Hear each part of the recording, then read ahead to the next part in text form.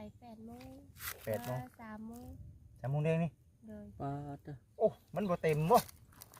เพื่อสิหาได้ มันคงมาสีได้ง่ายดิ เห็นว่าเพื่อสิเต็มได้เนาะเพื่อช่วงสิหลายแท้เจ้ากูจะฮอด2-3 โมง จะถือเข่าไปนำบ่ เลย ไปกับแม่ไป ไปกับแม่2 คน ไปกับแม่ แต่ผู้ต้อยเป็นน้องบ่ เพื่อนเพื่อกับแม่เปลี่ยนกัน เปลี่ยนกันเนาะ ตายมันเชื่อด่าเขาตัวเองก่อนนะจะเกิดมาให้จังเกิดมาทุกข์นี่นะ เห็นว่าแต่พอเราไปสบายแล้วเนาะ วายพวกคนไปแล้วจะว่ามีความสุขดีขึ้นไปทุกที่ พี่แล้ลูกพี่แล้วเนาะแม่จากไปพอจากไปแล้วลูกสิอยู่กับไผคือว่า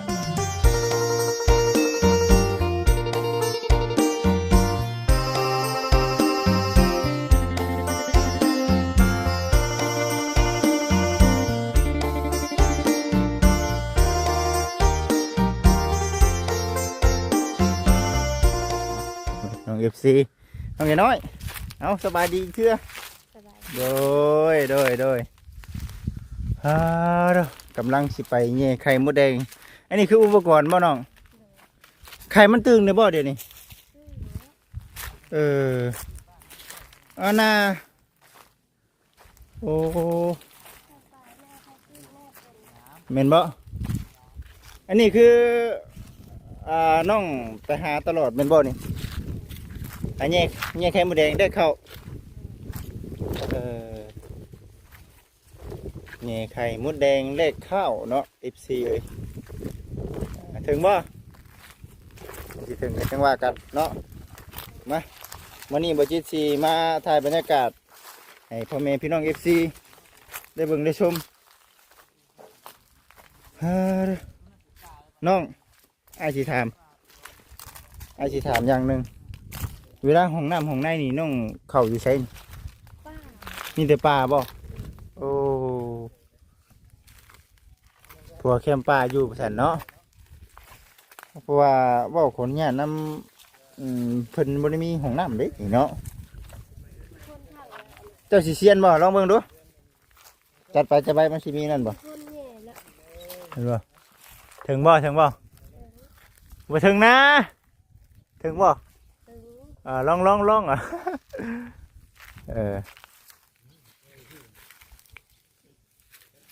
มีคนแย่แล้วนะ ได้บ่แย่แล้วเนาะ แย่เลย แย่ โอ้นี่ตัวน้อยนี่ได้บ่ตัวน่ะ ฮึบโอ้มีนั่นได้บ่อืมลดลงบ่ได้นะพวกลุงเอาลดลงบ่เลยนะ เอา FC เอ้ยเนาะได้บ่นี่ ไม่นักกระดอก ไม่หนักบ่เอาเบิ่งบ่จิให้เบิ่งนี่เบิ่งไหมเบิ่งสิแย่เบิ่งจับกันเด้อพุ่นอยู่ข้างหน้าไปนี่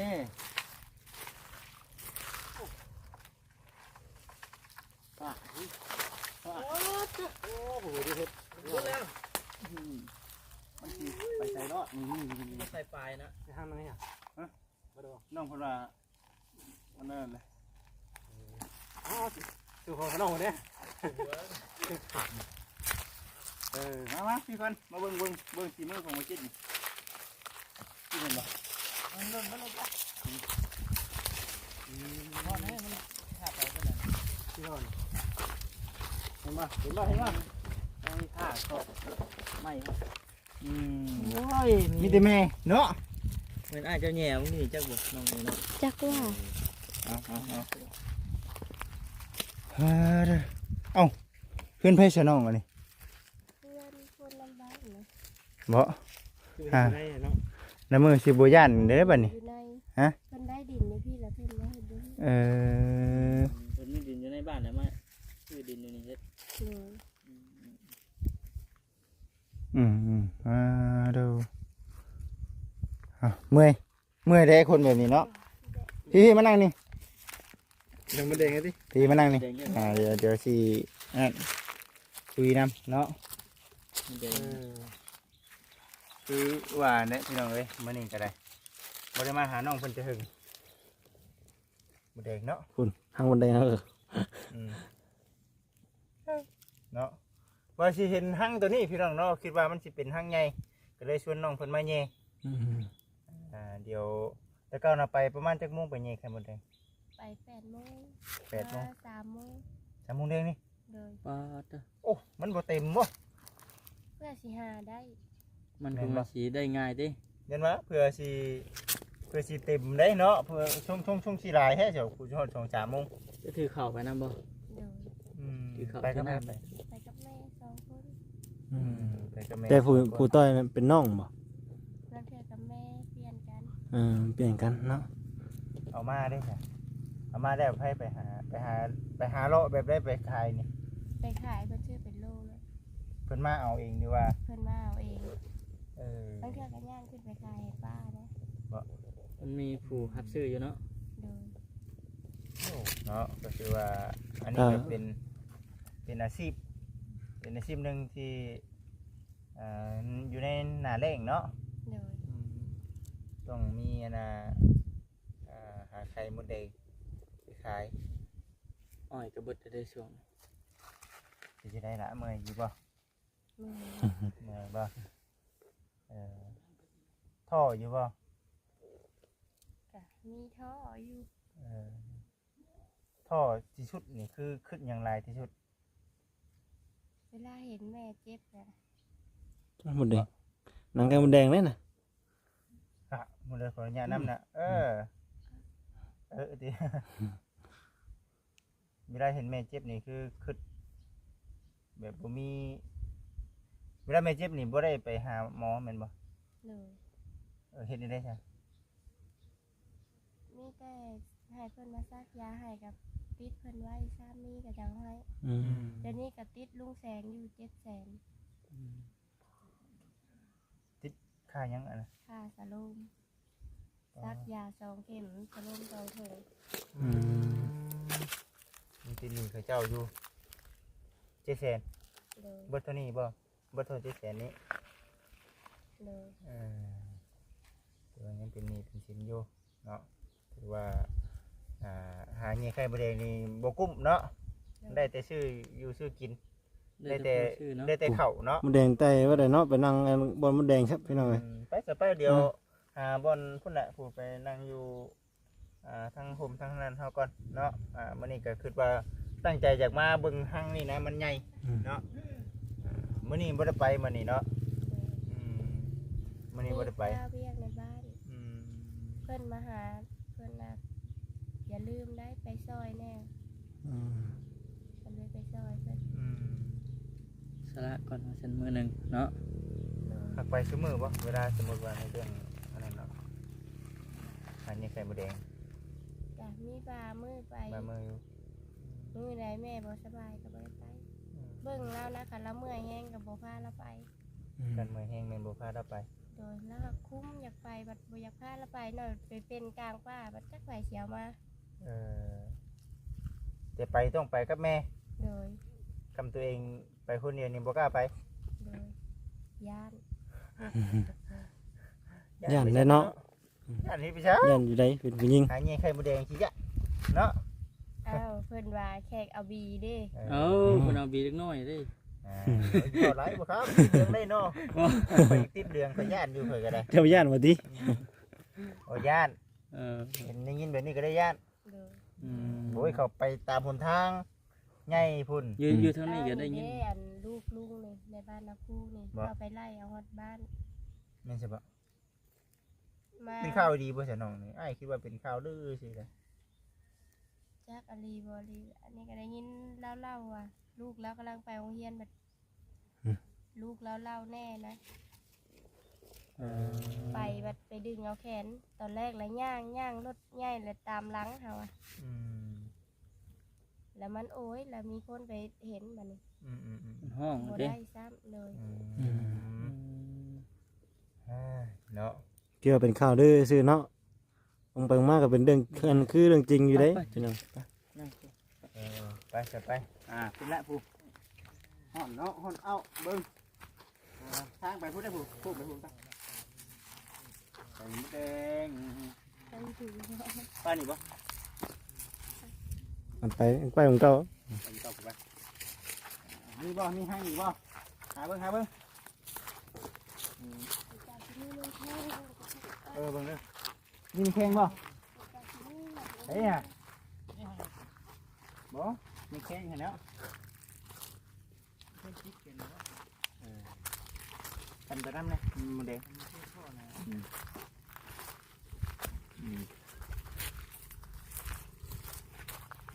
โอ้แล้วครับนี่คือว่าเป็นให้ไง เดี๋ยวแม่เจ้าทางไงใช่ ไงนี่เป็นไงปุ้ย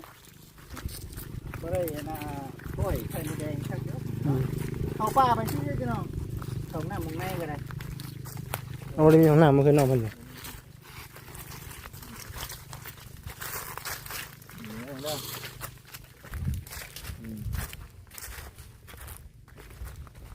ป้านี่ละ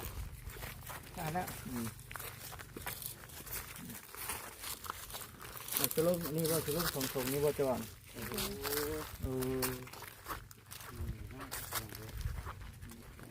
มีคนแถวนี้แหละพอได้นั่นก็ฮอดหลายมื้อนี้จะมาเยี่ยมมายามครับวันนี้อย่างมาฝากมาต้อนเนาะเด้งไหมบ่ที่เดชูๆแน่นอนเลยเนาะเวลาเฮ็ดเวียกหาเงี้ยใจมือแดงน้ำแม่เมื่อยโต๊ดเอาเนาะเฮ็ดจังได๋จ้ะนึกว่าครอบครัวเฮามันนึงคือขาดคนน่ะครอบครัวเนาะคนน่ะก็อยู่นี่แม่นบ่ คนน่ะครอบครัวก็อยู่นี่ต้องพาแม่นั่นเนาะแต่มื้อนี้คือย่างเวียกแน่แล้วก็แม่บ่สบายแน่คือแบบนี้ได้กินแต่น้ำตก หวานเดี๋ยวไปซื้อหวานให้แต่ตัวนี้ลดไปนั่นกับตัวนี้เนาะ ว่านยังก็ อีสานเขาเลยบ้านบ้าน ชื่ออยู่บ้านไหนเนาะ อยู่บ้านน้ำเขียน นาโอเค บ้านนานุกเขียนเนาะเนาะนี่ครับเพลงเดี๋ยวบ่นั่นกันเลย กาแฟเชฟจุดแขนปลาย ปลายเนาะแต่ว่าคือในเรื่องการเป็นนี่เพิ่นบ่ได้เด้งบ่หรือว่าจังได๋ แต่เพิ่นว่ามียามใดก็ให้ยามนั้นก็ได้เพิ่นว่ายามนี้ไม่ค่อยให้ท่านก็มีชำใดให้ชำนั้นก่อนก็ได้ แต่ว่ายังบ่ให้เพิ่นเลย ยัง เนาะมาเอาเนาะไปเรื่อยๆเพิ่นก็สิได้พี่น้องเนาะท่านนั้นเป็นให้นี่ก็ได้จำนี้ก็โอ้ยสาธุนำเวลาพอลมฝนตกบ่ได้หัวบ่บ่ได้หัวเลยเนาะแต่ว่า2 ปีบ่ได้หัวบ่ซั่นแต่ว่าลูกวิทย์เด้อซะ ทุกบิดใส่บ่ได้ บ่ได้เลย ล็อกไปเลย บ่ลอกเลย บ่ได้ ลอกก็บ่ได้ เป็นได้คือว่าแซ่บไม่ได้ มันเทบ่ได้เนาะบวมอยู่ดิแม่นบ่ มั่งบ่ ซื้อก็เอา ฮะ ดึงซื้อก็เอา ดึงซื้อก็ออกเนาะบ่สิดึงก็เอามาก็บ่ได้อันนั้นเลยพี่น้องเอ้ยเนาะเบิ่งหามันว่าสินะบ่โอเคแม่นบ่ได้แหละสีแนวนั้นแหละพี่น้องเอ้ยแต่ว่าในเรื่องเสื้อผ้าหน้าแพรพอได้ใส่อยู่ใครน่ะ สาวค่ะ เข้มทางเนาะแต่ว่าแถวอ้อยได้สนองแถวนี้ยังบ่ทันตัดบ่ยังบ่มี ผู้ มันบ่ หาก็ขึ้น ช่วงหน้าอ้อยนี่คือนั่นคือเก่าตัดอยู่แม่นบ่ตัดคือกันเนาะ ส่วนหลายเพิ่นเอารถตัดมาตัด ส่วนหลายอันใดเอารถตัดมานำแน่ เลย อื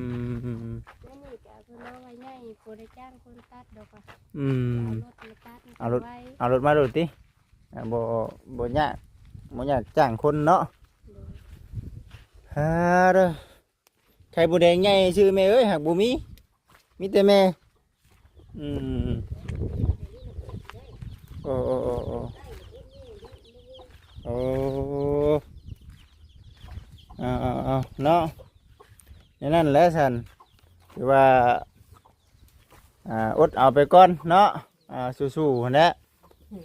สามน้องเพิ่นใหญ่กว่านี้หาเงินหาคำใหญ่ก็เป็นห่วงแม่คือเก่า โดย เนาะแม่ก็สิอยู่ผู้เดียวกับบ่กล้าแม่นบ่บ่กล้าให้ไปบ่กล้าบ่กล้าป้าให้เราอยู่เนาะอ่า จะหาไปไรย่ำให้ย่ำหน้าก็ เออ หารับจ้างดำให้ดำหน้าย ามนายว่าดอกพอได้อยู่ เออ รถย่ำดำหน้าแล้วก็บ่ได้ยากบ่ได้หรอก ยามนา บ่ได้กิน แม่นแต่ยามนี้มันยากเด้ยามนี้เนาะเนาะหาอยู่หากินยาก บ่ยักแนวหา มาจากแนวหาแม่นความว่าอยู่จักสิหาอีหยังนำน่ะ โอ้ยปลูกมันคือหมู่บัดบ่มีดิน อืมยอมแหละ ในยาแถวเราปลูกมันลงทุน2-3 ล้านมาได้มาวางหา6 แสน รูปบ่มันเป็นหยังกระรูปเนาะ มันกับโบเป็นราคา มาช่วงเจ้าของปลูกวัดมันตกติมันก็สินั่นแหละ หมู่เฮ็ดก็คือว่าสิได้บัดบ้ายตัวเฮ็ดบัดราคามันก็ตกต่ำ เออ แต่ว่าปีหน้าสิหาปลูกแถวนี้นะทั้งหน้าทั้งนี้ทั้งหลัง หกเด้เนาะ พกแล้วบัดนี้นะ เป็นว่าคือพวกเขาเฮ็ดงานโรงงานน้ำตาลแบบโบมีรถเที่ยว บ่ ขันข้าวได้ทั้งหมดบ่มี กับอายุบ่ฮอด18แน่แต่ว่าอายุฮอด18ก็สิเข้านั่นน่ะ ของงานน้ำตาล พุ่นล่ะอีกโชว์ปี 16 17 18ติอีก2 ปี โชว์ปี เออก็ เอา ปีนี้ซ้ำนี่ปีหน้าก็ใหญ่กว่านี้เนาะ ฮอด18แล้วก็เล่นสมัครเข้าในโรงงานน้ำตาลนี่ก็เดือนละ4-5 ล้านก็ได้ใช้พูดเอา พอได้นั่นเนาะพอได้ใช้ ซื้อข้าวกิน พ กา อได้ ว ซื้อ นะ ข้าวกินคันสิไปหาเงินอยู่ไกลปะบ่ได้เนาะน้องเนาะบ่กล้าปะซะ สิปะน้ำผู้ใดแม่กับผู้เดียว อยู่ไปเลยแหละผู้เดียวก็อยู่ไปรถเนาะบ่ต้องให้ลูกเป็นห่วง เอามาอยู่ดีมีแห้ง เออ ปัดเจ็บเป็นในรุ่นแล้วมันยาก เออ เห็นว่าลงท้องว่าวานคืนนี่นะไก่หมู มีแต่น้องไอ้น้อยนี่เล่น ผู้ว่าอยู่ไปหันไปนี่ไปหันไปนี่นำนั่นนำผู้นี้จะสิเป็นลมตายกว่าเขาโซ่ไปมาว่า โอ้ยเด้อ14เด้อเนาะ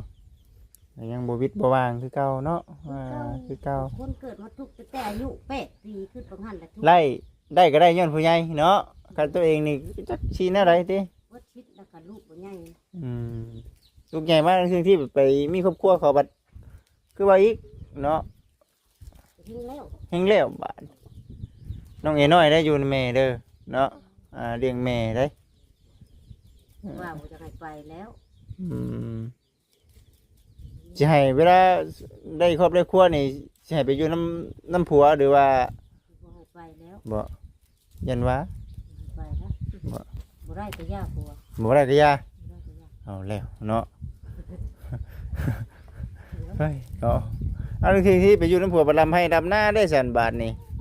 ไปดำ มีให้มีหน้าบาดนี่ ไปรถดำให้ดำหน้าดำให้ดำหน้าย่าแล้วก็มา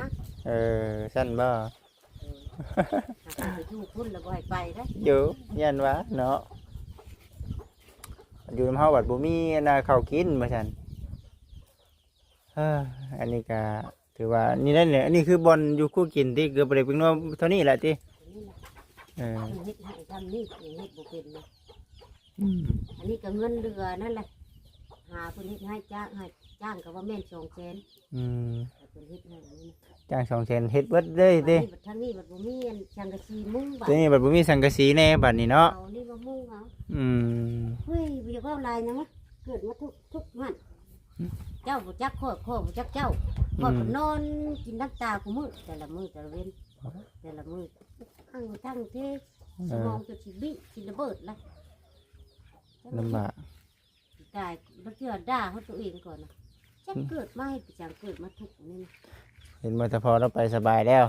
เนาะ ว่าพวกคนไปแล้วจะว่ามีความสุขดีขึ้นไปทุกที่ พี่แด้ลูกพี่แด้เนาะแม่จากไปพ่อจากไปแล้วลูกสิอยู่กับไผคือว่าแล้วให้อยู่กับอ้ายแฮงกระตึกแล้วบาดนี่เนาะยังบ่อยากให้อยู่ปานใดแล้วเฮาก็บ่จักว่าอ้ายนี่สิเบิ่งแยงเฮากลุ่มซำใดเนาะจักเขาเวลาเฮาต้องการความช่วยเหลือหรือว่าจะเป็นอีรุ่นมาบัดจักอ้ายสิเบิ่งแยงซำใดบ่ เพราะฉะนั้นมันหลับ อื ใช่ ม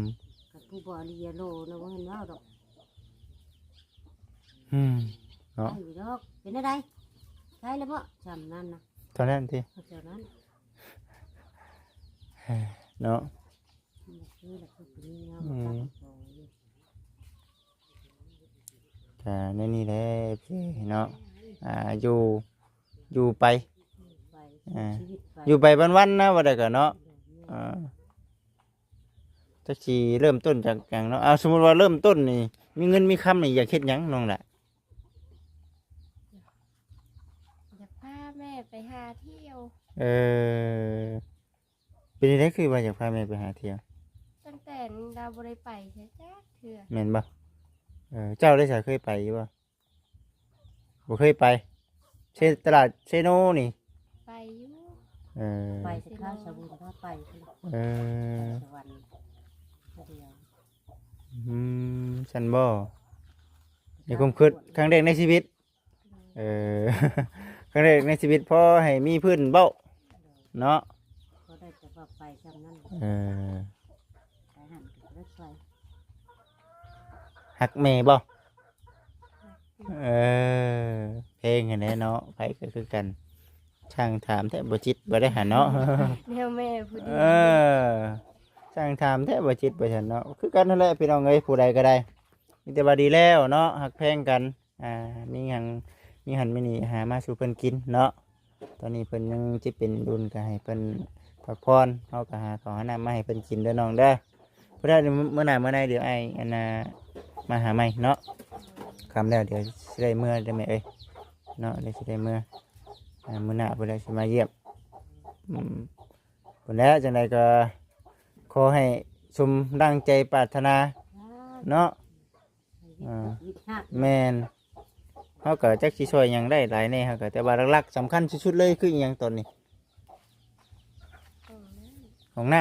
ำของน้ำกับข้าวบ่มีตัวนี้ดิ บ่มีแห้งเข้านี่แห้งกว่ามือ ข้าวแห้งกระติกเนาะแห้งบ่มีข้าวนี่เนาะบ่มีข้าวนี่โอ้ยอุกใจเนาะอดอยู่บ่ซะเคยอดอยู่บ่ตั้งแต่ทีมงานบ่เข้ามานี่ ก็อดอยู่หักบางเทื่ออดหลายกับไปขอน้ำป้าญาติแม่พี่แล้วอยาก รู้จักอดเด้อนะอดแทนแม่แล้วบัดนี้เนาะ ไปยืมน้ำป้าแล้วได้เทื่อละถ้วย2ถ้วยแทนเพิ่น หักแทนเพิ่นอยู่บ่ล่ะ แทนนี้ เชื่อผู้ละคนก็ไปยืมแล้วเพิ่นก็เอาน้ำกับนี้ มันบ่มีว่าซะติมันสิเอาหยังมาแทนบ่เอาดอกว่าฉันเอาโลดติสิมีแบบนี้ก็แม่น บ่อนลังบ่อนกับเพิ่นนี่ไปหาช่วยแล้วเขาให้หาเที่ยวบ่อนละมื้อ2มื้อนั่นล่ะ มื้อนั้นก็ไปซอยป้าได้เงิน300,000เอามาราสิได้ซื้อข้าวอะจ่ายค่าขนมอีกอะไรนะกับตัวเองก็ซักยาแน่ ตัวเองก็เป็นคือกันบัดนี้ติอันนี้เป็นจังได๋อันนั้นน่ะหน้าผากอ้ายขออนุญาต คือเก่าอยู่ เห็นบ่เนาะยังคือเก่าอยู่เนาะแต่ข้าวตะกี้พุ่นนกพี่น้องเอ้ยเนาะเอามีแต่ซื้อ กินยาแล้วเศร้าเจ็บเลยแหละแต่กินอันนี้ก็ปวดตอนนี้กินยาลงเบิดหลายสิบเติบไปแล้วเศร้าแบบ ดีแล้วฉันดีแล้วเศร้าไวๆหาเงินหาข้ามสู่แม่เนาะมื้อหน้าเด้อสิมาเยี่ยมมายามใหม่เนาะพุ่นแหละพี่น้องเอ้ยเอาสำหรับคลิปนี้กับพุ่นแหละผิดพลาดประการใดกับขอโทษขออภัยหลายๆเด้อพี่น้องเด้อสบายดี